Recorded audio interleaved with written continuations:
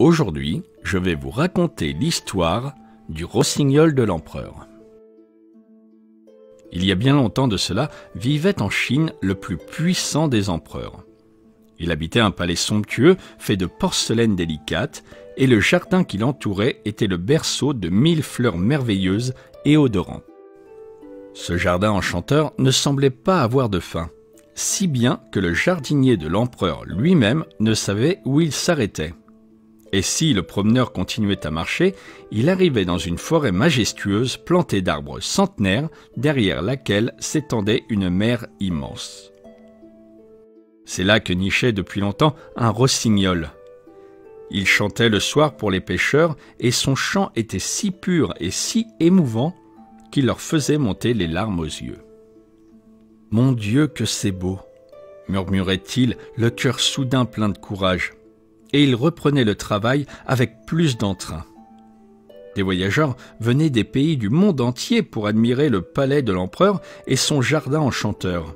Mais s'ils s'extasiaient sincèrement devant tant de magnificence, ils succombaient toujours au chant merveilleux du rossignol et tous s'accordaient à dire « Ce chant surpasse tout en beauté ».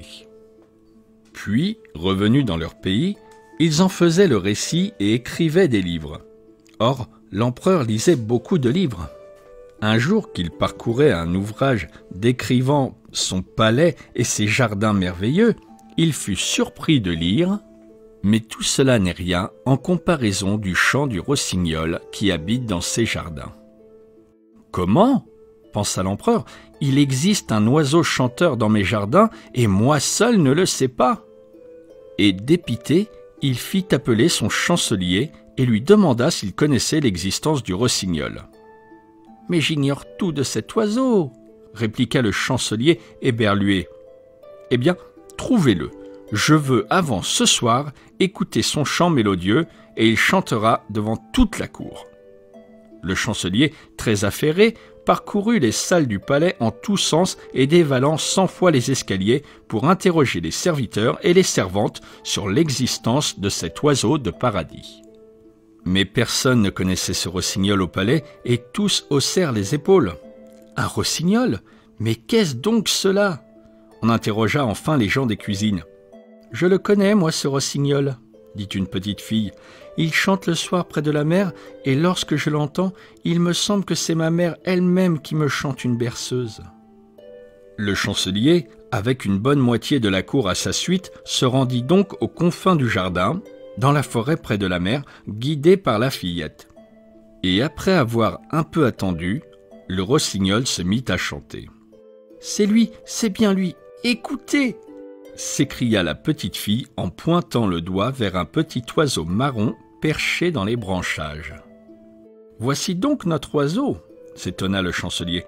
« Je ne l'aurais jamais imaginé ainsi, comme il est ordinaire avec son plumage couleur noisette. » Mais lorsque l'oiseau se mit à chanter, tous l'écoutèrent émus. Puis le chancelier s'adressa solennellement à l'oiseau. « Mon cher rossignol, j'ai l'honneur de vous annoncer que vous êtes convié à la cour pour chanter ce soir devant sa majesté impériale. Votre chant délicieux le ravira, sans nul doute. » Et l'oiseau suivit volontiers le chancelier et sa suite, puisque tel était le désir de l'empereur. Au palais, tout avait été décoré comme pour les jours de fête, et les lumières scintillantes se réfléchissaient sur les murs et sur le plancher de porcelaine. L'empereur se tenait assis dans la grande salle de bal. Un petit perchoir d'or avait été installé devant lui pour le rossignol. Toute la cour en habit de cérémonie regardait le fragile oiseau marron et lorsque l'empereur lui fit signe de la tête, il se mit à chanter. Son chant pur s'éleva dans les airs et l'empereur fut si ému qu'il en eut les larmes aux yeux. Elles roulèrent sur ses joues tandis que le chant se faisait encore plus beau et l'empereur en eut le cœur bouleversé. Le récital achevé, l'empereur voulut décorer le rossignol d'une petite pantoufle d'or autour du cou, mais l'oiseau le remercia poliment. « J'ai vu les larmes couler de vos yeux, votre majesté. Je ne souhaite pas d'autre récompense. » Et il reprit son chant sublime. Mais à partir de ce jour, il fut décidé que le rossignol resterait à la cour et serait tenu en cage. Seuls 3 promenades lui étaient accordées chaque jour. Et encore était-il attaché par des fins fils de soie que tenaient 12 serviteurs. Quel plaisir aurait-il pu y trouver? Un matin, cependant, un paquet arriva pour l'empereur. Il était écrit dessus « Rossignol ». Et quand il l'eut ouvert, l'empereur découvrit un charmant petit oiseau mécanique tout serti d'or, de diamants et de pierres précieuses. C'était l'empereur du Japon qui avait entendu parler du rossignol de l'empereur de Chine et qui lui offrait ce modeste présent. Dès qu'il fut remonté, l'oiseau mécanique entonna les airs que chantait le vrai rossignol, et il était si beau et si chatoyant qu'il ravit toute la cour. On voulut que le vrai et le faux rossignol chantent ensemble. Mais ce ne fut guère beau, et l'on écouta finalement le petit oiseau aux tomates. « Comme il scintille avec toutes ses couleurs !» s'écrièrent les courtisans. « Il est bien plus plaisant à voir que le vrai. » Quand il eut chanté 30 fois le même air, l'empereur fit un signe pour que l'on écoutât à son tour le vrai rossignol. Mais on n'en trouva, hélas, plus de traces. La fenêtre était ouverte et l'oiseau avait fui pour retrouver la forêt. « Qu'est-ce que cela signifie ?» s'étonna l'empereur. Et il resta sans voix, tandis que la cour s'indignait et traitait le rossignol d'ingrat.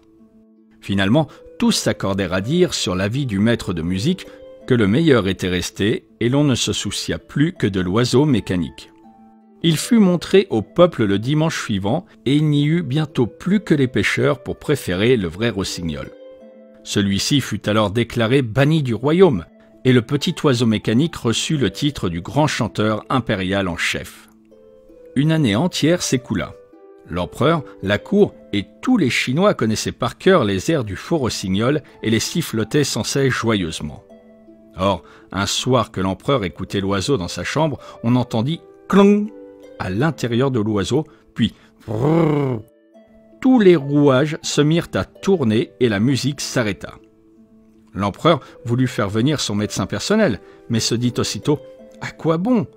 Puis l'horloger de la cour se présenta et déclara, après avoir réparé l'oiseau, que son mécanisme était très abîmé et qu'il ne pourrait plus désormais chanter qu'une fois par an, et encore, la chose était-elle risquée. 5 années passèrent ainsi, puis le royaume fut plongé dans la tristesse. L'empereur agonisait sur son lit de mort sans que nul puisse le sauver. Et l'on chuchotait déjà le nom de son successeur. L'empereur gisait, seul et pâle, sur son lit d'apparat tendu de velours. La lune éclairait son visage ainsi que le petit oiseau d'or à son chevet, et nul souffle ne paraissait plus s'échapper de sa poitrine. Il semblait à l'empereur qu'un poids énorme l'écrasait et l'empêchait de respirer, quand soudain il vit la mort qui portait sa couronne, sa bannière et son sabre d'or. « Musique ! Musique !» cria l'empereur pour chasser cette vision. « Petit oiseau d'or, chante pour moi !» Mais alors que l'oiseau mécanique restait silencieux, un chant ravissant s'éleva dans l'air pur. C'était le vrai rossignol qui était revenu pour réconforter l'empereur, le sachant très malade. Et il chanta si bien que la mort elle-même en fut émue. « Chante, chante encore, petit rossignol !» disait-elle charmée. Et là, il lui chanta si bien la douceur du cimetière où pousse l'herbe verte qu'elle se laissa attendrir et courut retrouver son domaine. « Merci, merci, petit rossignol !» murmura l'empereur revenu à la vie. « Je t'ai banni, mais tu es revenu pour me sauver. Ne me quitte plus jamais, petit rossignol, et reste toujours près de moi. Je viendrai chaque soir et je chanterai pour toi la joie et la peine, le bien et le mal, et je te raconterai tout ce qui se passe dans ton royaume. Mais ne dis à personne que tu as un petit oiseau qui te dit tout, dit tendrement le rossignol. Et sur ces mots, il s'envola. Au petit matin, les serviteurs entrèrent pour voir l'empereur mort, mais celui-ci les accueillit en souriant et leur dit simplement « Bonjour ».